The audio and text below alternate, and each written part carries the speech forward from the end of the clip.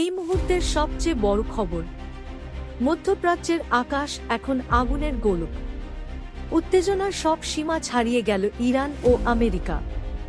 বিশ্ব গণমাধ্যম ও বিভিন্ন সূত্রের খবর অনুযায়ী ইরানের এক ভয়াবহ মিসাইল হামলায় ধ্বংস হয়ে গেছে আমেরিকার অন্তত 16টি অত্যাধুনিক যুদ্ধবিমান। পেন্টাগন থেকে শুরু করে হোয়াইট হাউস, পুরো বিশ্ব এখন স্তব্ধ। এটি কি তৃতীয় বিশ্বযুদ্ধের শুরু? গত কয়েক ঘন্টার উত্তেজনার পর ইরান তাদের সবচেয়ে শক্তিশালী ব্যালিস্টিক মিসাইল দিয়ে আঘাত এনেছে মধ্যপ্রাচ্যে অবস্থিত মার্কিন বিমান ঘাঁটিতে। প্রাথমিক তথ্যে জানা যাচ্ছে, ইরানের ইসলামিক রেভলিউশনারি গার্ডস বা এরফ এই হামলা পরিচালনা করেছে। তাদের লক্ষ্য ছিল সুনির্দিষ্ট, অত্যন্ত নিখুঁতভাবে মার্কিন রাডার ফাঁকি দিয়ে একের পর এক ফাতাহ কিংবা খাইবার মিসাইলগুলো আঘাত হানে হ্যাঙ্গারগুলোতে, যেখানে সারিবদ্ধভাবে রাখা ছিল আমেরিকার দামি সব যুদ্ধবিমান। এবারের হামলায় ক্ষয়ক্ষতির পরিমাণ শুনলে আপনি চমকে উঠবেন। দাবি করা হচ্ছে, আমেরিকার গর্ব বলে পরিচিত 16টি যুদ্ধবিমান পুরোপুরি ধ্বংস হয়ে গেছে। এর মধ্যে রয়েছে অত্যাধুনিক F-35 এবং F-16 এর মতো বিমান। এই বিমানগুলোর বাজার মূল্য কয়েক হাজার কোটি ডলার।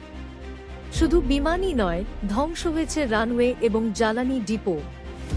ইরান দাবি করছে, তাদের এই হামলা ছিল আমেরিকার সাম্প্রতিক উস্কানির একটি দাঁত ভাঙ্গা জবাব। এই ঘটনার পর পেন্টাগন জরুরি বৈঠক ডেকেছে। যদিও তারা ক্ষয়ক্ষতির পূর্ণাঙ্গ তালিকা এখনও প্রকাশ করেনি, তবে আকাশ সীমায় সর্বোচ্চ সতর্কতা জারি করা হয়েছে। অন্যদিকে রাশিয়া ও চীন এই পরিস্থিতিতে গভীর উদ্বেগ প্রকাশ করেছে। বিশেষজ্ঞরা বলছেন, যদি আমেরিকা এর পাল্টা জবাব দেয়, তবে পুরো মধ্যপ্রাচ্য এমনকি বিশ্বজুড়ে তেলের বাজারে আগুন লেগে যাবে এবং যুদ্ধ ছড়িয়ে পড়বে বিশ্বব্যাপী। পরিস্থিতি এখন কোন দিকে মোড় নেয় সেটাই দেখার বিষয়। ইরান কি আরও বড় কোনো হামলার প্রস্তুতি নিচ্ছে, নাকি আমেরিকা পিছু হটবে? আমরা পরিস্থিতির ওপর সার্বক্ষণিক নজর রাখছি। পরবর্তী সব আপডেট সবার আগে পেতে আমাদের চ্যানেলটি সাবস্ক্রাইব করে সাথেই থাকুন। আপনার কি মনে হয়, এই ঘটনা কি বড় কোনো যুদ্ধের সংকেত? কমেন্টে আপনার মতামত জানান।